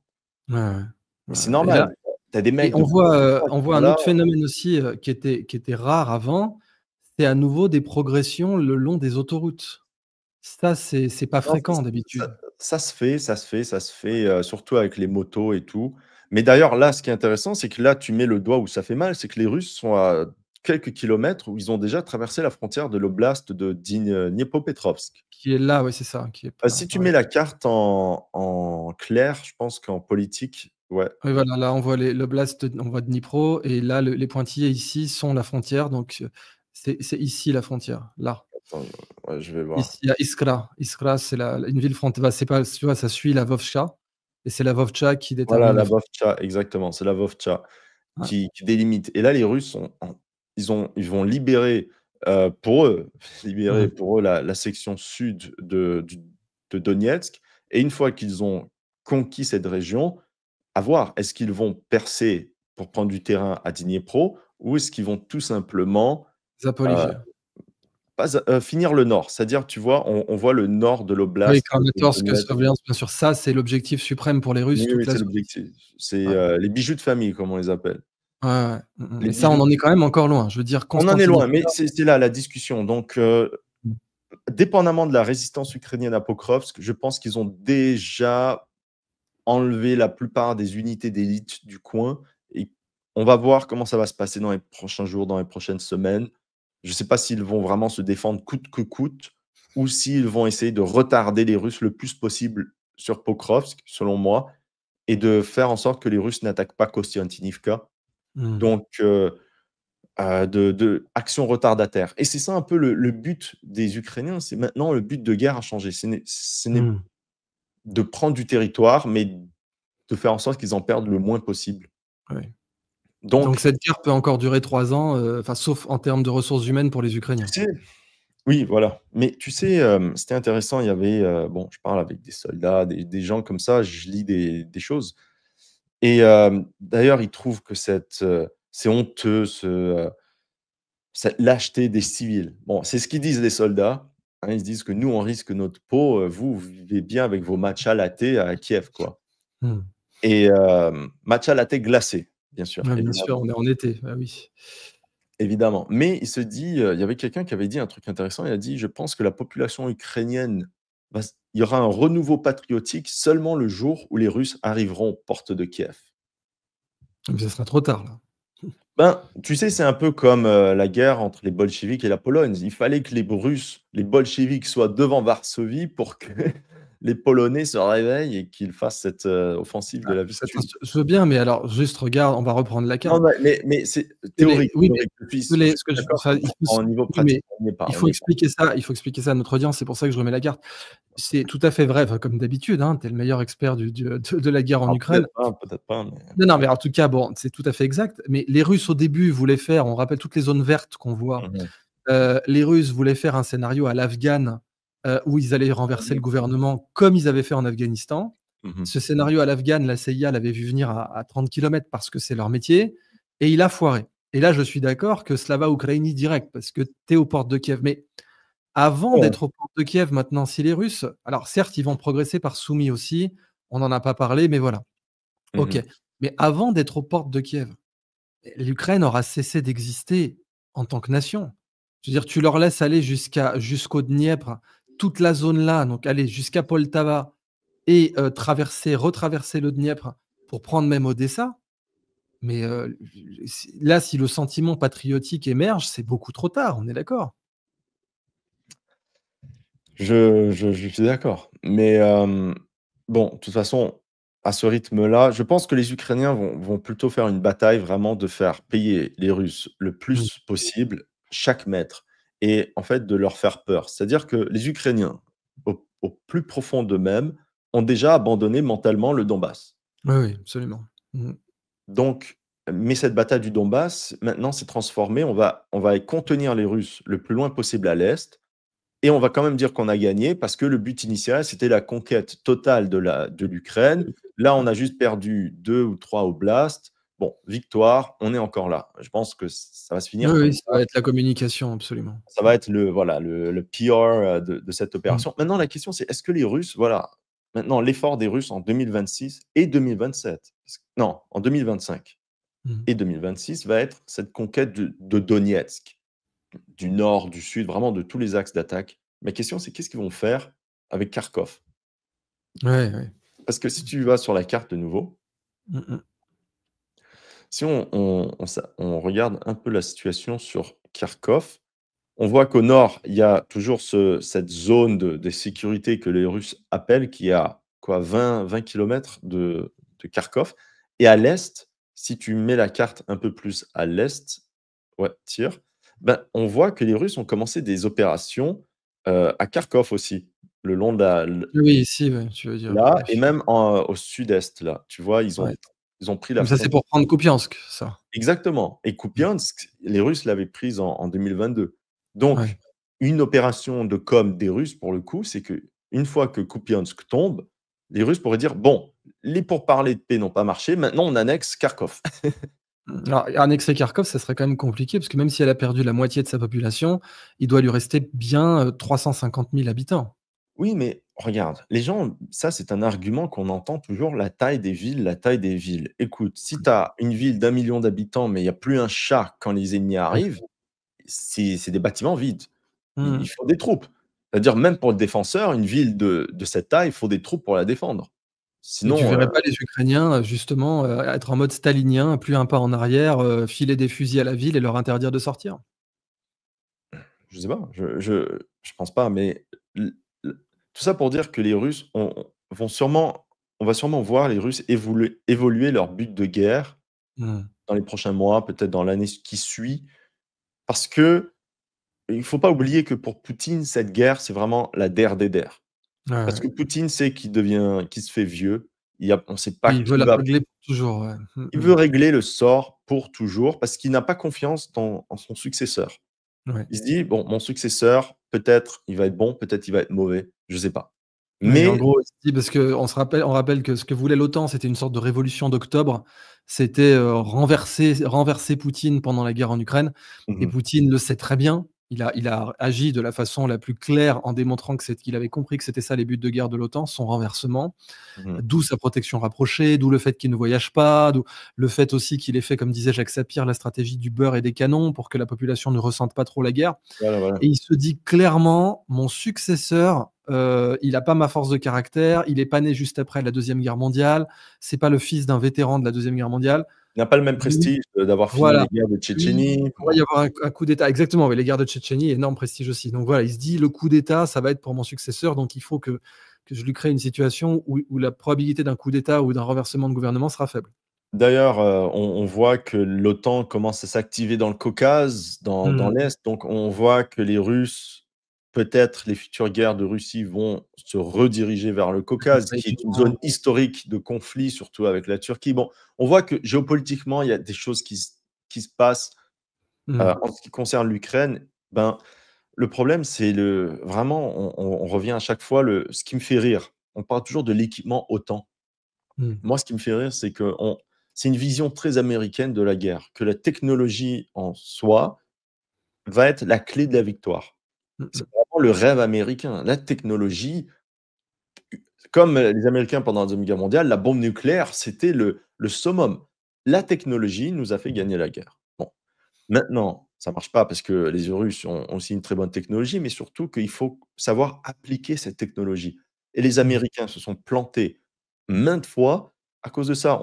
Ils ont Mmh. donné l'équipement aux Vietnamiens, corrompus, ça n'a pas marché. Et à chaque fois, aux Afghans, aux Irakiens, on va leur donner de l'équipement et les Américains vont dire: «Mais on vous a donné tout l'équipement, vous êtes des incapables». Mmh Non, mh. c'est bête de donner tout cet équipement à des gens qui n'ont même pas une structure militaire.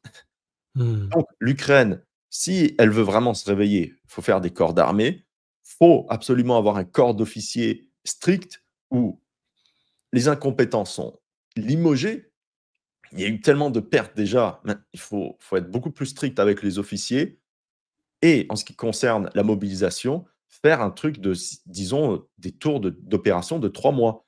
Que chaque Mmh. citoyen ukrainien peu importe ton niveau d'argent, il faut être soviète. Quitte à être soviète, on va être soviète. Le problème des Ukrainiens, c'est qu'ils ont la mentalité soviète avec l'argent du capitalisme. C'est ça. C'est le pire. Donc, que chaque Ukrainien doit faire son tour d'opération de 3 mois en se disant: «Tu fais 3 mois, tu vas être payé et après tes 3 mois, il y aura quelqu'un d'autre qui va te remplacer». Ça va être mieux accepté que de se dire: «Écoute, on te prend et tu pourras plus jamais partir». Mmh mh. C'est un choc.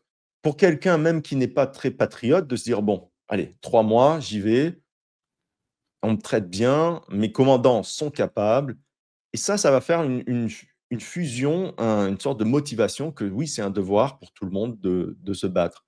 Mais l'armée Mmh. ukrainienne en ce moment, elle est juste très mal gérée et c'est pas en envoyant, 50 patriotes et des Taurus, ça va changer quoi que ce soit. Mais c'est ça le problème des plateaux télé, c'est-à-dire qu'au lieu de critiquer l'Ukraine pour des vrais problèmes, on va cacher et Oui, en bien sûr. cachant Mmh. en fait, ils sont en train de saboter l'Ukraine. Mais Ah oui, mais ils se rendent pas compte qu'ils détruisent l'Ukraine parce que c'est des oui, gens qui veulent pas faire face à la responsabilité. Le bobo de Saint-Germain qui mange des œufs à la coque à 9,50 €, lui, il veut avoir l'héroïsme à pas cher. Donc, lui, il veut vraiment être mais c'est le même qui, tu lui disais: «Tu as mis un masque, tu as sauvé des vies», et cetera. ouais. Heu, il veut vraiment, il veut être un héros, mais bon, à Saint-Germain-des-Prés, tu vois? Mais tu vois, Et c'est très marrant ce que tu dis parce que c'est la même chose à Kiev. ouais. À Kiev, il y a le même type et ce sont eux aussi qui font en sorte que l'armée ukrainienne est un désastre parce que le mec, il veut se sentir un héros, il fait des posts sur Twitter, sur Insta, Bah, les il NAFO, bien sûr, les NAFO, non les mais keyboard pire, NAFO, mais vraiment tu fais des posts, tu mets ton petit truc ukrainien, parlons de ça, parlons de ça. Lui, il veut juste ses matchs à thé glacée, aller à la piscine en été. c'est Alors, ça. il y a des boîtes de nuit qui sont pleines en Ukraine. Donc c'est pas qu'il manque d'hommes. Le problème, c'est que c'est une passoire, que les gardes frontières se sont mis plein les poches. Alors ces mecs-là sont millionnaires. Mmh. Il y en a un qui a été arrêté comme ça parce que bon, Mais il avec a une il belle a éducation. abusé. Il a Ouais. abusé, même comparé aux autres, vraiment. Mais lui, il s'est acheté une villa en Espagne. Et c'est là où ils se sont Ouais. dit: «Attends, c'est bizarre en tant Un que garde-frontière qui s'achète des villas en Espagne, ouais. c'est bizarre quand même». Mmh. Non, mais le passage, c'était 10 000 €. Bon, ben, eux, ils prenaient le 10 000 € et tu as des milliers de personnes qui passent. Mmh. C'est vraiment, c'est voilà, donc c'est des choses qu'on n'aurait jamais vues en France d'ailleurs, parce que les Français sont beaucoup plus stricts. En Ouais. 14, les Français, on Ouais, monte dans sur quoi le pied tu du visais, monde. tu finissais une balle dans la tête si tu faisais ça, ouais, ouais, Voilà, clairement. donc je pense que, mais ce qui est très intéressant, c'est que, bon, j'en parle souvent, mais j'aime bien analyser la guerre en Ukraine comme un historien pourrait le faire. Mmh. Donc c'est pour ça que je reste froid, j'essaie de regarder ce que les 2 camps font et peut-être pour des leçons dans le futur. C'est-à-dire que l'Occident devrait voir parce que s'ils entrent dans un conflit dans le futur proche, de prendre les bonnes leçons du conflit et pas de prendre les soi-disant leçons qui se sont eux-mêmes mises dans la tête. «Ah, la Ouais, mais ça, je te technologie, garantis que ce sera pas le cas. Les leçons sur l'organisation ukrainienne, comme tu as même pas le droit d'en parler, si tu es un colonel français et que tu mets ça sur oui, la table à voilà». l'école de guerre, tu agresses les glorieux héros slava-ukrainiens, c'est mort. Donc tu pourras même pas en parler et donc moi, je te garantis que la France va sauter à pieds joints dans les mêmes erreurs si elles arrivent, les mêmes, sauf que tu as moins de courage. En effet, l'idée de résister à l'État central, l'Ukrainien moyen, il a quand même une culture de l'autosuffisance, il a une certaine culture de la capacité à prendre le maquis en quelque sorte. Avec l'Holodomor et tout, c'est resté.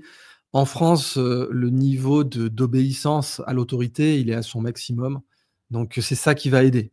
Mais être capable de tirer les leçons, de dire: «Ah oui, on voit bien que c'est une passoire, et cetera». Ça, je te garantis d'entrée de jeu que, tu auras la structure de l'armée française et de la bureaucratie française interdit complètement ce réalisme.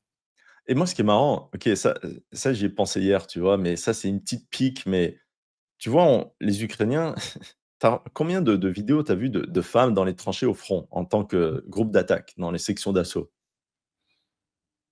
Ouais, c'est vrai qu'il y en avait quelques-unes de ces vidéos-là où tu Non, voyais il y en des avait une pas au et front, où tu elles voyais étaient des oui, pardon, tu vois à des 20 TikTok, mais pas au kilomètres, front. Ouais. ouais, Mmh. tu sais pas où ça s'est filmé, sûrement, elles ont entendu des explosions à 30 kilomètres. Bon, je veux pas Mmh. être méchant, mais les Ukrainiens, malgré le fait qu'ils ont plus de troupes, il y en a un qui a dit à la télé, il a dit: «On n'a pas besoin des femmes dans le front au Bah, front». oui, oui, parce que ouais. Non, il a littéralement, il a dit en pour la logistique ou dans les cuisines. Attends, mais attends, juste pour attends, c'est-à-dire que ce mec-là se dit mais imagine le niveau pour se dire: «Bon, maintenant», pourquoi je te parle de tout ça? C'est pas pour parler, pour avoir des problèmes et tout ça, mais juste pour dire que l'armée ukrainienne, c'est une armée vraiment qui fait face aux dangers et qui se disent: «Bon», ils ont les pieds sur terre. Bon, mal Mmh. gérés, mais quand même la réalité en face. Le problème des armées OTAN, c'est qu'elles sont Oui, très c'est le wokisme, bien sûr, oui, ils sont voilà, complètement détachés de la réalité, ouais. elles Tu vois en oui, Suède, Suède et Norvège, ils sont pas du tout capables d'aller en guerre, ces gens-là. bah, c'est Les ce que Suédois, je Finlandais, Norvégiens, les Scandinaves, ils sont pas prêts. La réalité du terrain, ça va vite les calmer, quoi. bah, le problème, c'est que quand tu as des unités, mais qui en effectif réel de combattants vont être à 50 du jour au lendemain lorsqu'il y aura la guerre, Mmh. parce qu'il y a plein de mecs qui sont là, qui ne devraient pas être là, bon, tout le monde va se casser et tout. C'est là où on va sentir que, oui, l'effectif, par exemple, de l'armée de terre française est 120 000, ça pourrait tomber à 60 000 en De toute façon, 2 jours. en ordre de bataille, c'est 50, hein, donc voilà, au bout d'un Donc, moment, tous ces concepts de conscription et tout ça, faut y réfléchir. mmh. Vraiment, le système des Russes d'avoir une sorte de mobilisation payante basée sur le volontariat, ça marche. Bien sûr que ça marche, ouais. Mmh. Ça marche. Donc ils ont beaucoup de soldats qui viennent des Bachkirs, des ethnies un peu des montagnes. Ils ont des Tatars. Par contre, ils ont dit: «Bon, en fait, on veut pas de Tchétchènes. Parce qu'en Mmh. fait, on va leur faire la guerre après et on veut pas trop qu'ils aient Ouais, on va pas d'expérience». trop les former et les ouais, bien sûr, ouais, ouais, ouais, Donc il y a quand même ce côté-là. Les Russes, ils ont tu sais, ce mode opératoire de mensonge par omission. C'est-à-dire qu'on va mmh. pas révéler toutes les informations, donc non, ce conflit est très intéressant et ce qui est encore plus intéressant, c'est le travail que tu fais à débunker littéralement ce qui est dit sur les plateaux télé. Parce que ça, faut le garder. Comme tu avais dit en ce qui concerne le covid, faut garder les traces de: Mmh. «Ah oui, ils ont Parce que les déboulonné gens des». admettront pas, ouais, tu vois déjà Goya qui dit: «Mais j'ai jamais dit ça, c'est pas vrai du Ah tout», tu sais, oui, sur les plateaux comme ça, on lui montre ou pareil pour Yakovlev ou Titelman. Oui, ils sont déjà en PLS, quand on leur rappelle les conneries a absolument innommables qui sortaient en 2022-2023. oui, oui, mais en fait, tu sais, le problème, c'est que des fois, d'aller sur le front même, c'est pas très utile, en fait. C'est Mmh, que bien sûr. toi Ah, ça c'est du bien sûr. safari, Ah, moderne. Titelman, hein, qui te C'est du raconte des safari conneries militaire. gigantesques alors que soi-disant il est allé sur le front. Alors qu'en Mais effet, voilà. c'est du safari militaire. C'est-à-dire Ouais. que ça te donne ton petit niveau d'excitation, tu vas jamais vraiment être en danger. Les autorités locales vont bien s'assurer de pas t'envoyer là où ça cartonne, voilà et Ouais. oui, tu vas voir des choses, c'est vrai, qui tu peux voir, tu vas avoir un ressenti, mais tu n'auras pas la situation générale des choses. Tu vas voir des mecs, bon, ils pourront pas te dire ce qu'ils veulent non plus devant les caméras. Mmh mh. Bon, bah, écoute, on a très bien fait le tour du sujet. C'était passionnant. Je te remercie encore de nous informer, et je te félicite pour, ton brio géostratégique concernant la position de Trump parce que vraiment C'est non, mais gentil. tu as été plus brillant que des diplomates de carrière et cetera.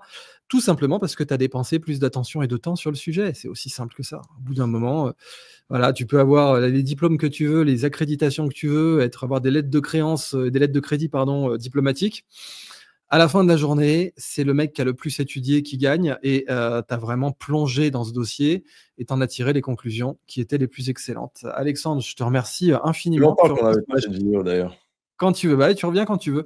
Tu es ici chez toi. On est très, très honorés de ta présence, vraiment. Parfait, merci. À la prochaine. À la prochaine.